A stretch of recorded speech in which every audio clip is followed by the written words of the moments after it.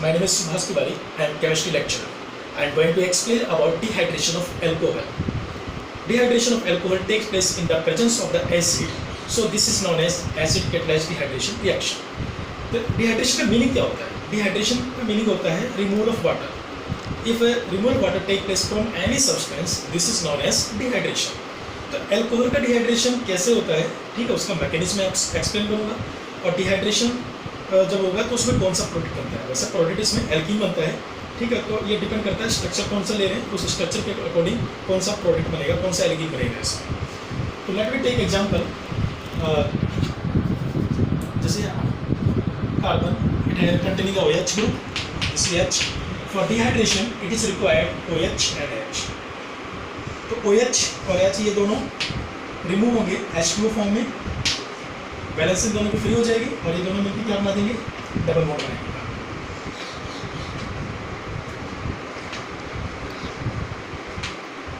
It takes place in the presence of acid. Acid आपको लेना पड़ेगा. एसिड हम क्या लेते हैं, ज़्यादातर H2SO4 लेते हैं. You take acid H2SO4 and we require temperature. इसको हीट भी करना पड़ेगा because it is a elimination reaction, क्योंकि यहाँ से एलिमिनेट होगा in the form of the water. This is also known as the elimination reaction. तो डिहाइड्रेशन जो है ये एलिमिनेशन रिएक्शन का एक एग्जाम्पल है. तो अब इसमें क्या होता है कि ये जो एसिड है ये कैटलिस्ट की तरह काम करेगा, starting the reaction and last the reaction it remains the same. Now I am going to explain about its mechanism.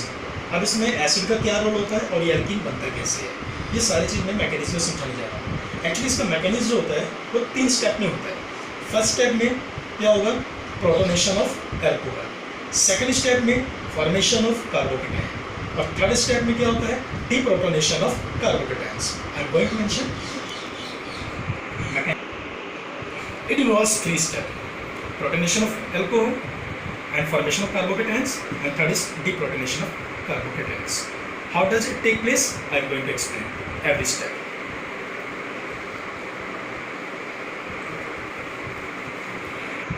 Mechanism by taking an example, ethanol, CH3, CH2, OH.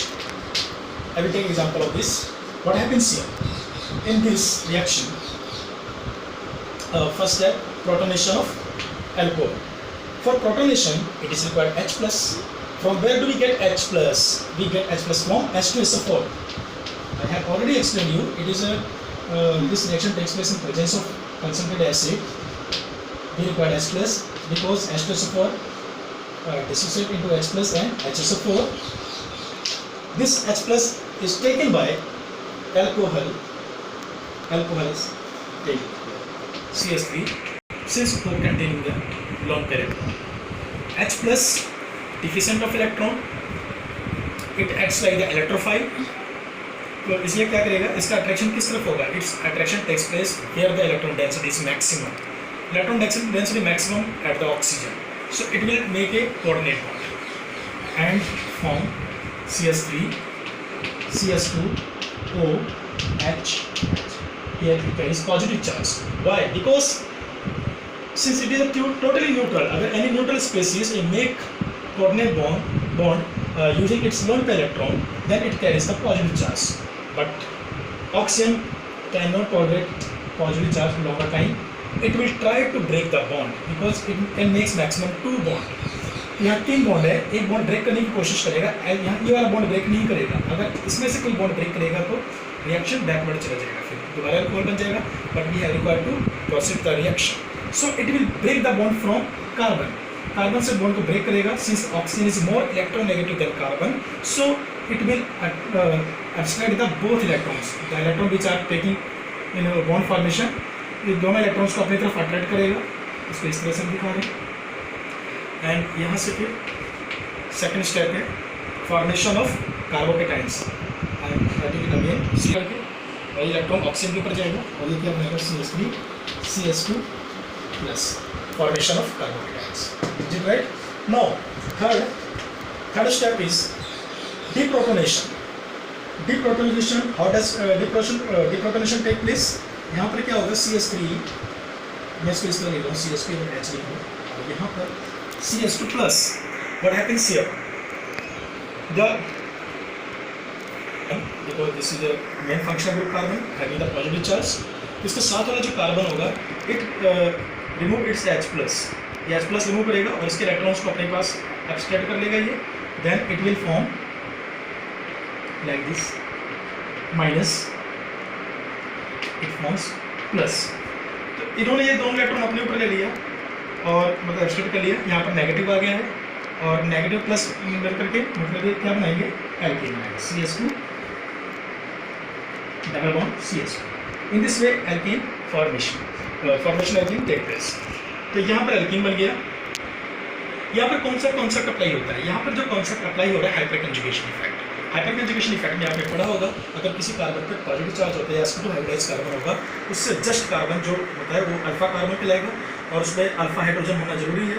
वो क्या करता है, उसके जो सिग्मा बॉन्ड होता है वो break होकर के वो किसमें कन्वर्ट हो जाता है, पाई बॉन्ड में कन्वर्ट हो जाता है। तो ये हाइपर कंजुगेशन इफेक्ट में आता है। तो यहाँ पर हाइपर कंजुगेशन इफेक्ट अप्लाई होता है। अब मैं आपको इससे रिलेटेड एक दो न्यूमेरिकल्स करा रहा हूँ, सॉरी एक दो प्रॉब्लम्स करा रहा हूँ, जिससे आपको कॉन्सेप्ट इसका और अच्छे से क्लियर हो जाएगा। CH2 OH। What would happens if we do reaction in presence of acid?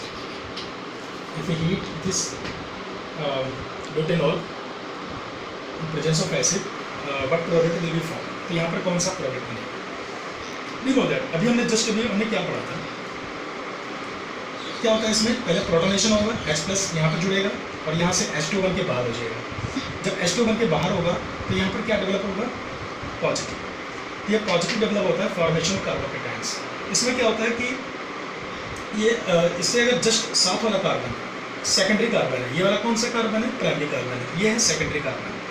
तो अगर प्राइमरी कार्बन पे कार्बोकेटायंस है तो वहाँ पर क्या होता है, वहाँ पर रीअरेंजमेंट होता है। मतलब कहने का मतलब हो गया कि यहाँ से हाइड्रोजन निकल के इस पर जाएगा और सेकेंडरी कार्बोकेटायंस बन जाएगा। क्यों होगा ऐसा, क्योंकि हम जानते हैं secondary carbocation is more stable than the primary carbocations.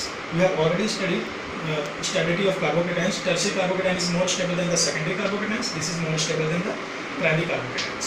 So what would happens here, तो यहाँ पर H प्लस इसके पास आएगा, it will forms like this CH3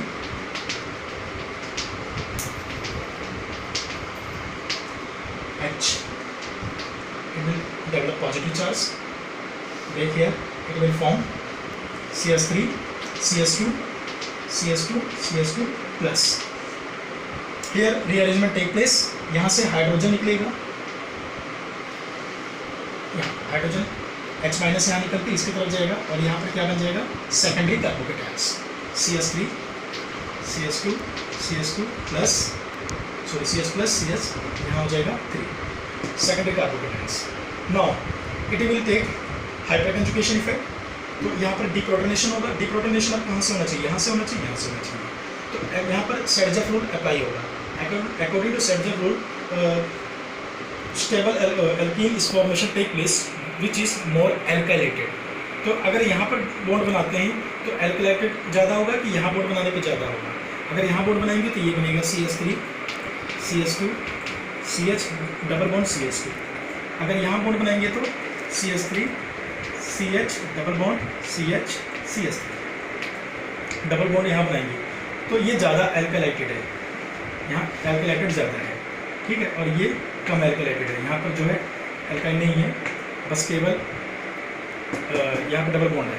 this is not this less alkylated than it, so this is the major product. दूसरी बात, हम अगर डिटरमाइन करना चाह रहे हैं मेजर प्रोडक्ट कौन सा बनेगा एल्कीन में, तो दूसरा कॉन्सेप्ट आता है हाइपर कंजुगेशन का, which has the more hyper conjugation hydrogen that is more stable. Hyper conjugated hydrogen किस में ज़्यादा है, अगर हम यहाँ देखते हैं ये sp2 हाइब्रिडाइज है, ये अल्फा कार्बन है, इसके साथ 2 हाइड्रोजन है, 2 अल्फा हाइड्रोजन है, और यहाँ पर देखेंगे तो ये भी अल्फा कार्बन है, ये भी अल्फा कार्बन है।